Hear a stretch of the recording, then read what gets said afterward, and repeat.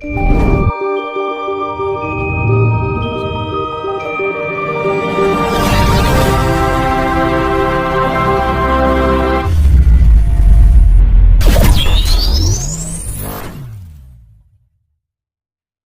kita sudah tenang, bisa menemukan titik yang namanya pusat dari, iya, akhirnya ibarat ini batu ditumpuk-tumpuk itu seimbang. Jadi untuk menatik, yaitu ya namanya spiritual, ya kestabilan, keseimbangan, balance.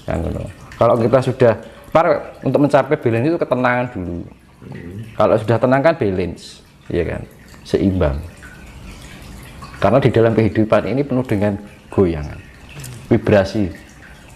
Nah, vibrasi kita kan banyak kan, dari faktornya kan banyak.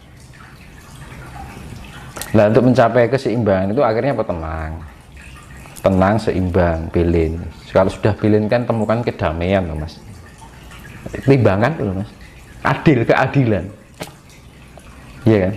Kalau kita sudah menemukan keseimbangan kan terjadi keadilan di dalam diri kita. Wes adil kan tentrem loh mas.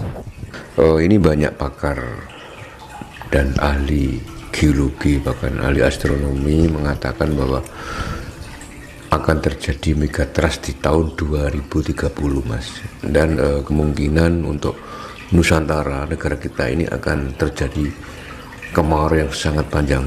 Pandangan mas Tinus bagaimana? Kan dulu saya pernah bilang, ya dulu ini kan aku bilang gini, jadi kayak ada pergeseran medan magnet, ya kan, antara kutub utara dan kutub selatan. Nah, ini nanti mempengaruhi goncangan air samudra, ya kan. Nah, pecahnya kutub es, nah itu mengakibatkan pemanasan global. Nah, itu butuh proses beberapa tahun untuk pemulihan kembali. Tapi kan di Jawa kan masih beruntung. Kan gitu, karena apa, di Jawa termasuk Nusantara itu termasuk daerah yang berkelimpahan air kan ngono lah. Kehijauannya dari apa namanya, Nusantara dan Jawa ini khususnya itu kan juga luar biasa, nggak kayak di negara-negara lain kan gitu kan. Makanya kan leluhur kita ada bilang, yang dibilang itu kan sok bakale Cina Londo kari sak dudu, Jawa kari separo kan gitu. Yaitu itu diambil, yaitu tadi ibaratnya separuh itu kan 50%. 50% itu tergolong adalah Asia Tenggara.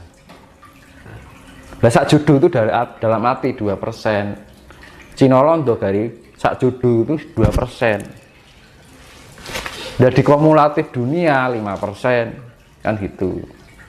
Makanya kan di dalam Bharatayuda Jaya Binangun antara Kurawa dan Pandawa 5, Kurawa 100, perbandingannya adalah 5:100 kan gitu. Jadi ya ibaratnya 100 ya dari 5 gitu aja. 5% dari 100. Berarti intinya akan terjadi pengurangan manusia secara besar-besaran mas. Nah, makanya itu kan kita persiapkan sedini mungkin. Jangan terlalu berlarut-larut tergiur dalam kesenangan duniawi. Ya, kesenangan duniawi memang mengenakkan, ya kan. Kita bisa ini, bisa itu, ya kan.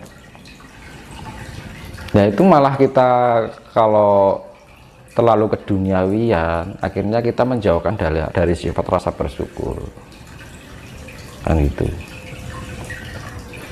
Makanya kan ya lebih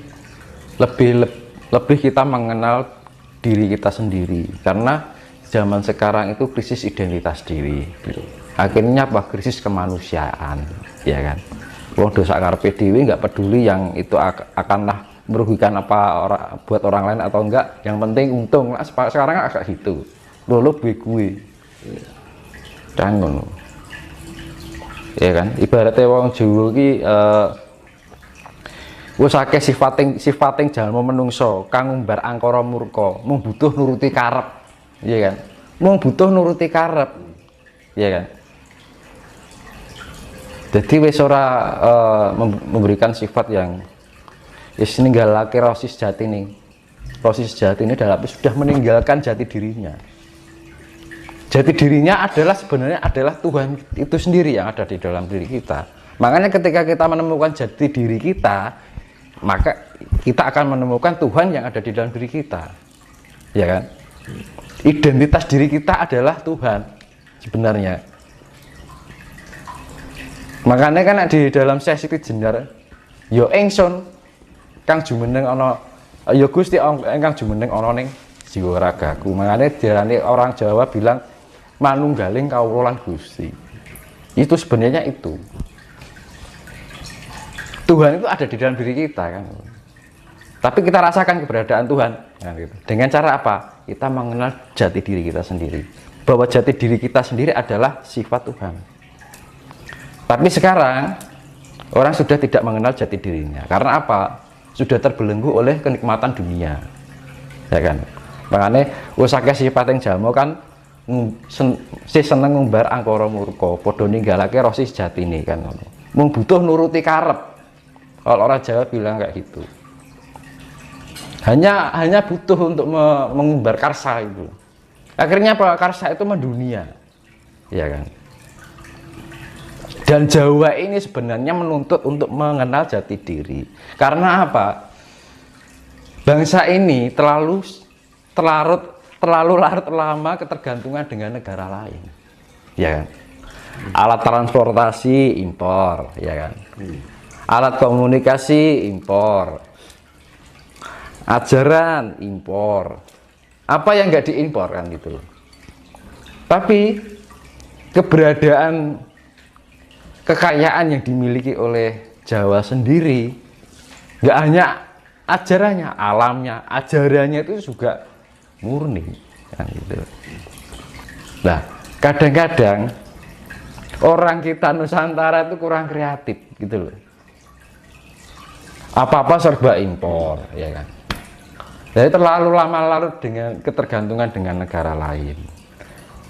Bahwa kita kekayaan alam kita sudah lengkap, nggak kita manfaatkan, malah diekspor, ya kan. Masalah obat-obatan, loh, yang ada di sini nggak ada di luar negeri, ya kan. Tapi orang sekarang mengimpor dari jamu obat-obatan kimia dari negeri lain, contohnya vaksin. Nah, kuwi racun kan gitu kan. Sebenarnya nggak usah itu pakai kemampuan tradisional herbal di Nusantara ini, kalau mau banyak gitu loh. Nggak usah impor mas ya. Nah, seharusnya kayak petinggi-petinggi ini mengumpulkan para tabib Nusantara gitu misalkan. Para tabib-tabib dari Kalimantan, Jawa, Bali, Lombok, Sumatera, jadikan satu. Tabib-tabib ini, negara kita terbebas dari virus, kebal semua, ya kan? Orang luar negeri bikin virus apapun, lepas, ya kan? Nggak mempan. Tapi kenapa nggak dimanfaatkan? Karena apa? Negara kita ini sudah terlalu lama terlarut dalam ketergantungan dengan negara lain. Tidak pernah menggunakan kekayaan-kekayaan yang dimiliki oleh negara ini. Kadang-kadang kurang kreatif gitu loh. Apa ya, kok hanya selalu dipikir sana. Nah, jati diri Nusantara ini sudah hilang. Ya kan? Kekayaan sudah diberikan kelimpahan, ya kan? Jenis obat-obatan serba ada, rempah-rempah ada, ya kan? Makanya makanan di luar negeri serba hambar, karena apa? Rempah-rempahnya kosong, nggak kayak di sini. Kalau di sini kan makanan gurih kan gitu kan, renyah, ya kan? Ada rasanya gitu. Loh. Nah, makanya kan dibilang penduduk atau umat Nusantara ini kehilangan jati dirinya sebagai orang Nusantara. Tidak hanya dari level sudra, level raja-raja dalam arti petinggi negara ini wis orang gagas itu, nggak peduli dengan jati diri Nusantara. Katanya ingin menjadi suatu negara yang harus menjadi ada di dunia. Sekarang gini ya, nggak usah jauh-jauh kita berpikir tentang kejayaan Nusantara. Asal usul Nusantara aja dilupakan kok. Nggak usah asal usul dulu, asal usul diri aja loh, nggak tahu gimana akan memperbesar Nusantara. Kan sepele, nggak usah kita terlalu berpikir jauh. Karena apa? Kriteria Nusantara yang sebenarnya ketika manusianya itu mengenal jati dirinya, begitu juga mengenal jati diri Nusantara, berbagai budayanya dan kekayaan alamnya. Apa kita sudah membangun ini sudah cukup selesai? Enggak. No. Iya kan? Di pesan saya sih kita lebih eling lan waspada ya kan. Dibilang eling lan waspada itu kan eling karo pangucape ya kan. Eling dengan pikiran apa yang kita pikirkan, eling dengan apa yang kita rasakan ya kan. Kita harus menjadi pribadi yang mempunyai sifat-sifat Tuhan. Jadi harus sifat Tuhan itu include di dalam diri kita. Jadi segala kehidupan sehari-hari, dari perilaku kita, pola pikir kita, pola rasa kita, pola ucapan kita harus diarahkan pada hal yang sifatnya kasih, kan gitu. Karena ini yang dibilang masa penyaringan, biar kita nanti terselamatkan dari yang namanya bencana besar. Bencana besar pasti akan terjadi itu. Nah, untuk jadi jangan sampai kita posisinya itu tidak siap, kan gitu loh. Jadi harus kita mempersiapkan diri kita sendiri sedini mungkin ya, kerep-kerep di atas jam 12 malam melek bengi, kan gitu. Kalau kita ya saya bilang tadi hening ya kan, diam, merenung, kemudian hening. Nah, merenung itu apa? Diam itu kan di dalam sebuah ketenangan, di dalam keheningan gitu kan. Terus henung, kita merenungi, sering-sering kita komunikasi dengan diri kita sendiri. Nanti kalau kita sering-sering komunikasi dengan diri kita sendiri, membuat kita itu semakin mengerti. Ya mengerti dengan kondisi kita, mengerti dengan perasaan kita, mengerti dengan apa yang kita berikan, mengerti perilaku kita. Ya kan, akhirnya apa? Di dalam sifat mengerti itu akan menuntun diri kita di dalam kehidupan sehari-hari. Biar kita menjadi lebih layak untuk dipantaskan di peradaban besok nanti. Karena peradaban besok itu ya namanya zaman kesucian, zaman kedamaian, dan gitu. Suci kan dalam arti harus mempunyai sifat kasih mau.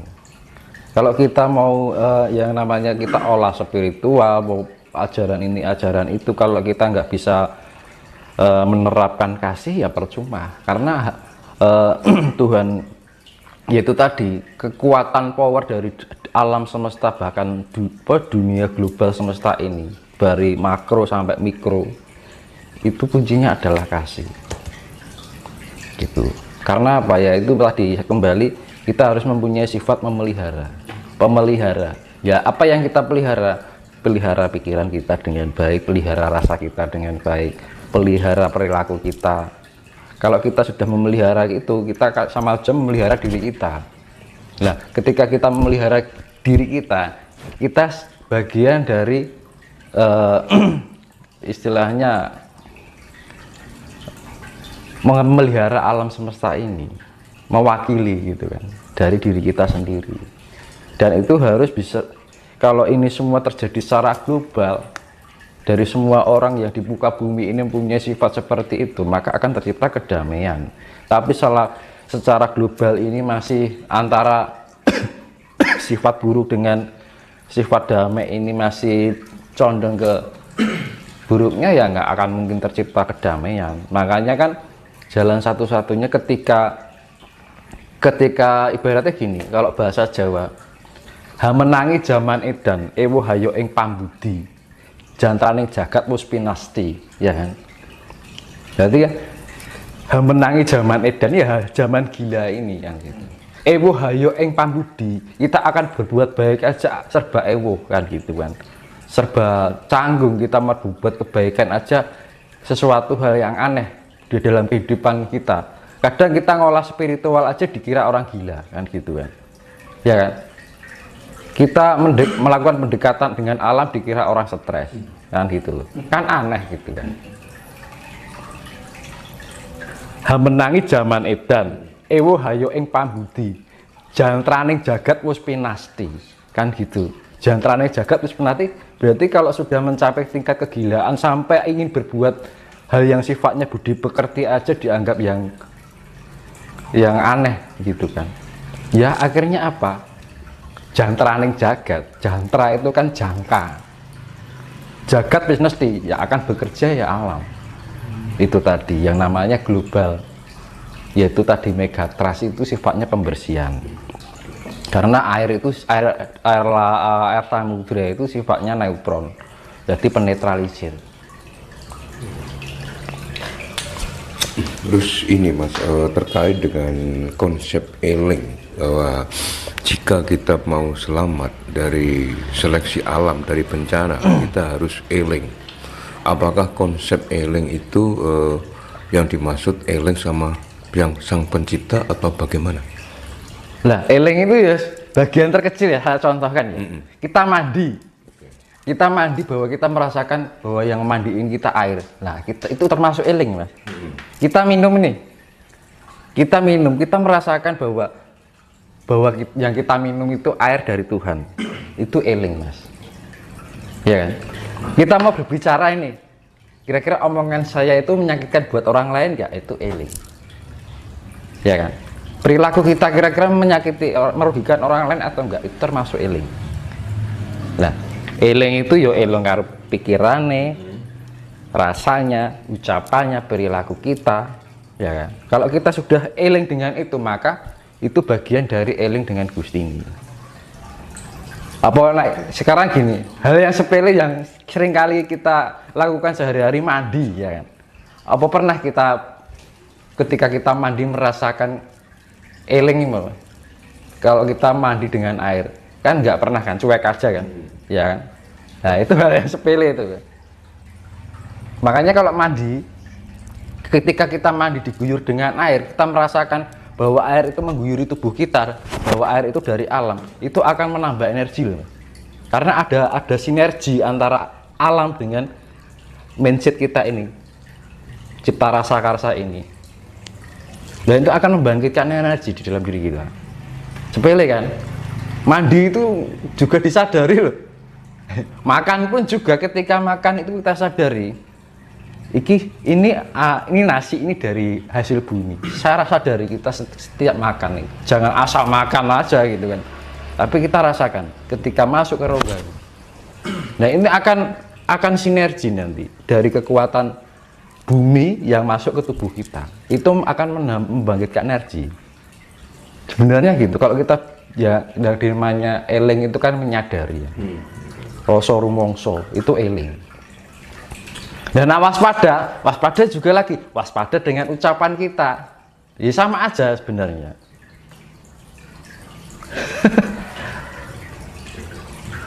Nah itu, karena apa? Ketika kita menyakiti orang lain, itu sama saja melukai diri kita sendiri sebenarnya. Karena apa? Hukum imbal balik, hukum feedback, hukum cermin, ya kan? Kalau kita pantulkan biru, ya kembalinya biru. Kalau pantulkan merah, kembalinya merah. Ya sama aja.